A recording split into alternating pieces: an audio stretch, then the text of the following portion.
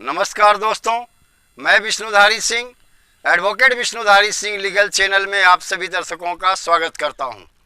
दोस्तों, हमारे पिछले बहुत सारे वीडियो में बहुत सारे दर्शकों ने ये कहा कि सर जी उत्तराधिकार प्रमाण पत्र पर एक वीडियो बनाइए, तो लीजिए आपके समक्ष प्रस्तुत है उत्तराधिकार प्रमाण पत्र पर एक वीडियो। दोस्तों, उत्तराधिकार प्रमाण पत्र सिर्फ चल संपत्ति के लिए बनता है। अचल संपत्ति के लिए हिंदू उत्तराधिकार अधिनियम या जो उत्तराधिकार अधिनियम या विधियां जो प्रचलित हैं उसके अनुसार अचल संपत्ति का बंटवारा होता है।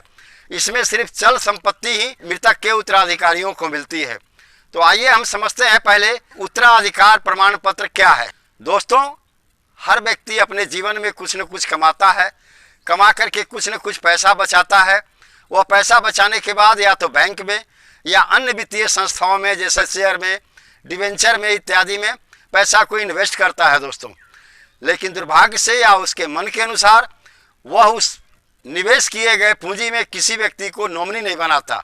यानी जो पैसा बैंक में भी जमा है उस बैंक खाता में भी किसी को नॉमिनी नहीं बनाता, या जो शेयर खरीदा उसमें भी किसी को नॉमिनी नहीं बनाया।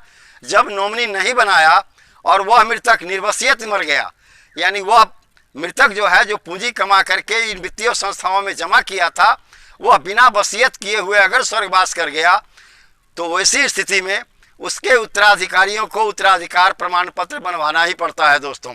अन्यथा वित्तीय संस्थाएं उन्हें पैसा नहीं देती है, यानी मृतक के उत्तराधिकारियों को पैसा नहीं देगी दोस्त। इसमें सिर्फ और सिर्फ चल संपत्ति का ही उत्तराधिकार प्रमाण पत्र बनता है दोस्तों, अचल संपत्ति का नहीं। उत्तराधिकार प्रमाण पत्र सक्षम न्यायालय के द्वारा प्रदान किया जाता है दोस्तों।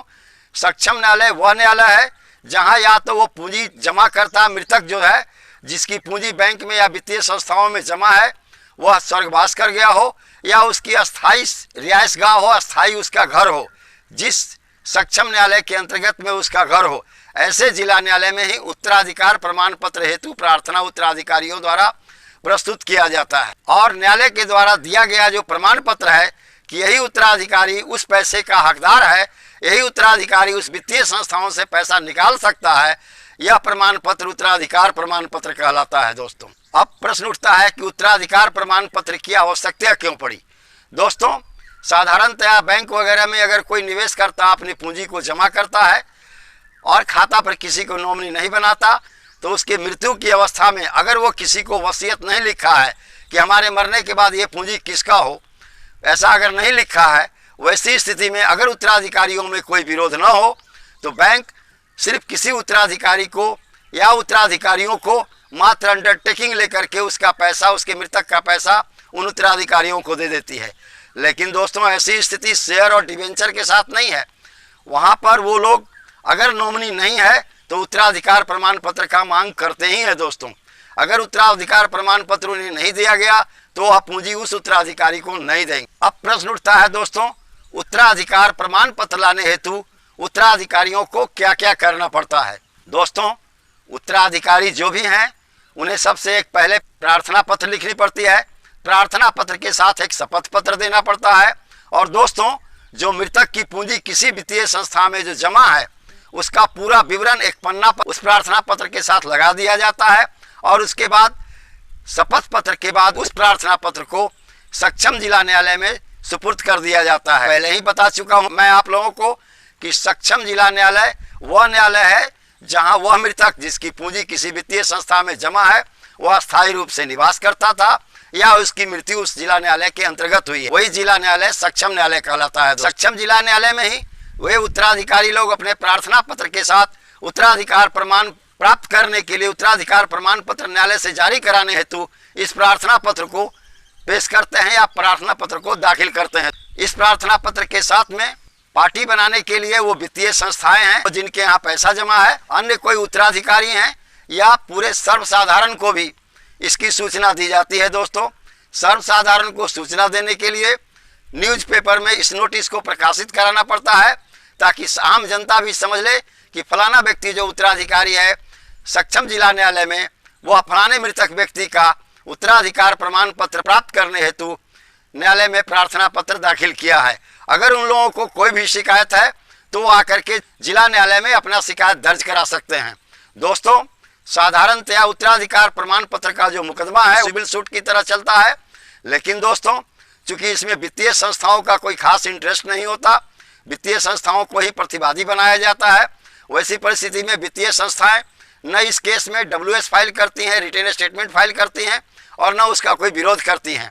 इसीलिए जिला न्यायालय इस केस को समरी ट्रायल के रूप में कंक्लूड करके और जो सक्षम उत्तराधिकारी हैं, जो योग्य उत्तराधिकारी हैं, उन लोगों को उत्तराधिकार प्रमाण पत्र जारी कर देता है।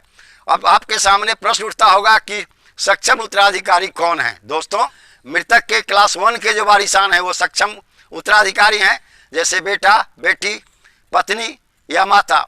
उसके बाद दोस्तों अगर ये लोग कोई नहीं है तो मृतक के जो क्लास 2 के उत्तराधिकारी हैं, जैसे पिता, भाई या अन्य व्यक्ति जो क्लास 2 के उत्तराधिकारी होते हैं, जो द्वितीय श्रेणी के उत्तराधिकारी होते हैं, उन लोगों को यह पैसा उत्तराधिकार प्रमाण पत्र प्राप्त करने के बाद मिल सकता है। अगर 2nd क्लास के भी उत्तराधिकारी उस मृतक के पास नहीं है, वैसी परिस्थिति में जो 3rd क्लास के उत्तराधिकारी हैं, उन लोगों के पक्ष में उत्तराधिकार प्रमाण पत्र न्यायालय जारी करता है। दोस्तों, उत्तराधिकार प्रमाण पत्र हेतु जो प्रार्थना पत्र उत्तराधिकारियों के द्वारा दाखिल किया जाता है वह 2 प्रतियों में होता है। दोनों प्रति न्यायालय में सुपुर्द कर दिया जाता है, दाखिल कर दिया जाता है।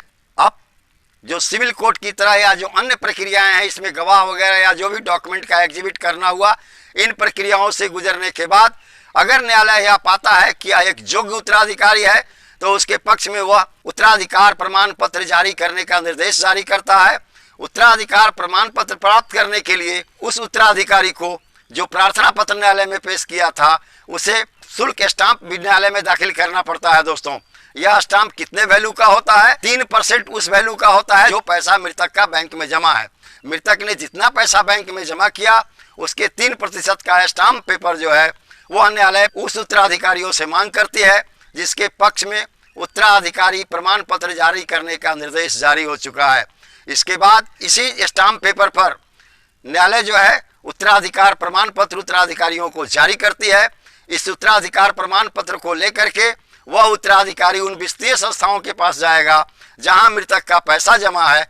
उसके बाद वह वित्तीय संस्था उस उत्तराधिकारी को पेमेंट या जो मृतक का बकाया राशि है वह दे देता है। दोस्तों, अब आप समझ गए होंगे दोस्तों कि उत्तराधिकार प्रमाण पत्र क्या है, यह कैसे प्राप्त किया जाता है और किन किन लोगों को न्यायालय उत्तराधिकार प्रमाण पत्र जारी करती है और सक्षम न्यायालय उत्तराधिकार प्रमाण पत्र को जारी करने हेतु कौन सा न्यायालय है। क्लास 1, क्लास 2 और क्लास 3 के जो है मृतक के, वो इसके उत्तराधिकारी कहे जाते हैं।